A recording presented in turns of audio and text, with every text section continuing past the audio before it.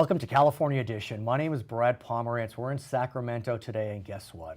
We are here with Kristin Olsen. She was recently named the GOP leader-elect in the California State Assembly. I'm speechless. I am so happy for you and so proud of you. I knew you win. Thank you. How did this happen to you? You know, it was sort of a quick, sudden thing. Yeah, but, clearly. I'm excited. I'm looking really forward to leading our caucus in a solution-oriented direction, unifying the party. It's good times ahead. What's remarkable, too, is we are Facebook friends. And when I see you on Facebook, you know what you're talking about? You're not talking about, the gas tax. You're talking about your kids and going to a soccer tournament in San Luis Obispo. I mean, be still my heart. You're just like Kristin from Modesto. I really am. I mean, I'm a mom of 3 kids who lead very busy lives, and they're my priority at the end of the day. And I'm looking forward to showing moms around California that we can do it both. And it takes hard work, it takes discipline, and it takes a support network. But we can do it. The last time we spoke, we were, I guess you could say, celebrating at a certain level that the Assembly was being led by 2 women. Toni Atkins for the Democrats, Connie Conway for the Republicans. Well, guess what? It's still going to be led by 2 women because you are Ms. Conway's successor. Talk to us about that. The symbolism of it, or lack of symbolism, if that's your view. No, I'm excited about it. One of my passions for years now has been to mentor younger women and show them that they can pursue their dreams. It takes conscious choice, discipline, but we can be anybody that we want to be. And so the opportunity for me to work with Speaker Atkins on the heels of Assemblymember Connie Conway's leadership, I think is a good time for California. And obviously we'll have our ideological differences. That's what government and a legislative body is about. But I think we'll also make great partners when it comes to demonstrating leadership for all Californians, but particularly for women. I want to talk about an issue that is being presented to many moms, many dads. And it deals with teachers in public schools, which I revere, I presume you revere. So as part of this conversation, this is not about bashing specific teachers, but there is a challenge facing public school teachers at this time. We know that recently a court in Los Angeles ruled that the teacher tenure system was unconstitutional. The teacher dismissal system was unconstitutional. The teacher layoff system was unconstitutional. This is explosive. It's an explosive issue. What's your sense of what's known as the Vergara Decision? Yeah, well, as challenging as those items are, I'm so pleased that the court came out with these decisions because it highlighted and exposed some of the problems in the education system in California that we've been talking about for years. Education is such a high priority to me. One, as a lawmaker, because I think our ability to provide educational excellence is so closely connected to our long-term economic health as a state. But also as a mom of 3 kids who want my children, who want my nieces and nephews, their cousins, to be able to excel.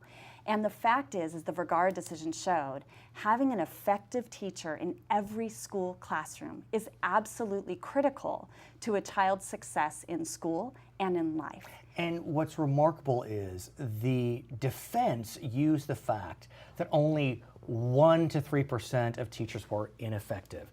What the court said was, that's enough. That's right. That's 8,000 teachers. That is not a defensible statistic. That's 8,000 teachers. That's right. So where do you go from here on this issue? It's a challenge. It is a challenge, and education reform is something that we as Republicans have been championing for a long time now. We did have a good first step this past year. Assemblymember Joan Buchanan, and I was the co-author of her bill, passed a bill, AB 215, that the governor has signed into law to make sure that we're removing teachers who have conducted egregious, and let's horrific talk about facts. that when we come back. For our viewers on HLN, thanks for joining us. For our other viewers, we'll be right back. So let's talk about AB 215, because it was quite interesting that in the wake of Vergara, all of a sudden AB 215 is getting legs and it gets pushed through and signed. I think it's hard to deny that the Miramonte case was kind of the poster child. And forgive me for spelling it out, but you had a teacher serving male fluids on a spoon to his students. That's right. And it was chilling on so many levels. Absolutely. But what was more chilling for many is that this male teacher, while he received a 25-year prison sentence, received a $40,000 payout from the school district because he appealed his dismissal. Now, like you said, AB 215 would have removed that possibility. Correct. But it's still as parents, it's stunning to us that he could even extract $40,000 payouts. It truly leaves me speechless. Right. And it's not the only example. Right. So I'm so pleased that's been signed into law, and now we can remove teachers that are just Right. committing egregious, horrific acts against children from the classroom.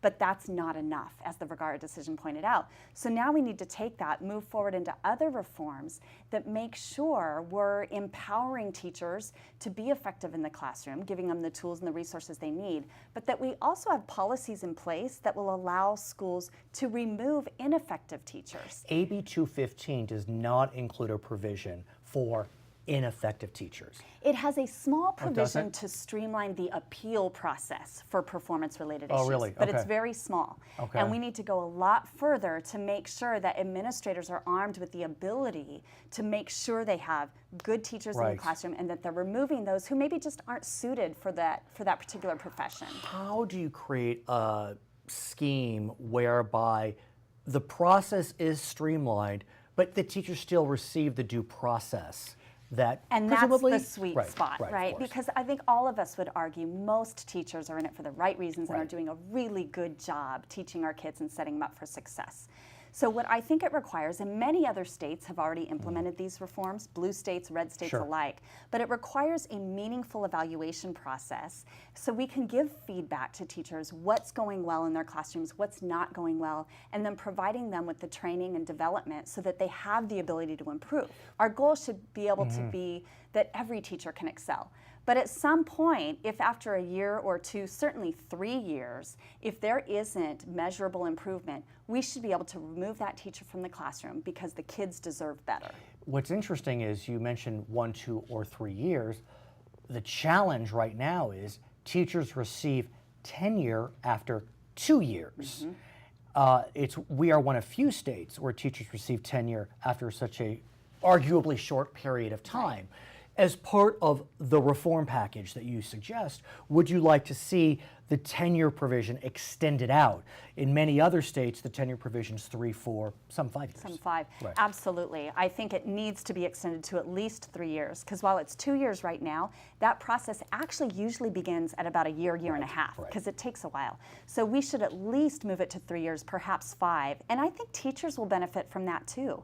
It gives everyone an opportunity to see whether this is the right fit for a particular person to be working in the classroom. And yet they'll still have the opportunity to gain that after 3 years. The hurdle, clearly, will be the teachers' unions and their interests. They have been arguably recalcitrant about Vergara. You know as well as anyone that they wield a lot of power in Sacramento. I'm not trying to be pejorative, it's just a fact of Sure. life.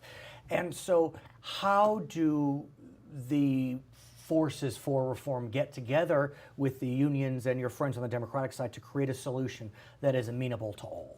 I'm optimistic that we will be able to do so. I mean, one of the opportunities in the Vergara decision as well is that it has reset the conversation about education in California. Has it? I mean, I believe, we're talking about it, but are your friends on the Democratic side talking about it? Or is your sense they're putting their heads in the sand and saying, go away, I don't want to deal with this right now? Probably the latter. Okay. But I think the public is starting to demand an actual response. And as we talked about previously with AB 215, every other year the teachers union has opposed that vigorously. They got on board this year. Oh, really? Okay. And so I'm hopeful that we'll be able to do that with more reforms. It's not going to be easy, but at the end of the day, it's in teachers' best interests, parents, students, administrators alike, to find a program that will work to make sure every child can benefit from an effective teacher. If not, we could see an initiative. Absolutely. And that we initiative see an could initiative. say no tenure at all. Absolutely. Or we could see an even stronger court ruling saying, California, you will do this and you'll do it now. Her name is Kristin Olsen. She is going to be the GOP leader in the California State Assembly. I'm Brad Pomerance. It's California Edition.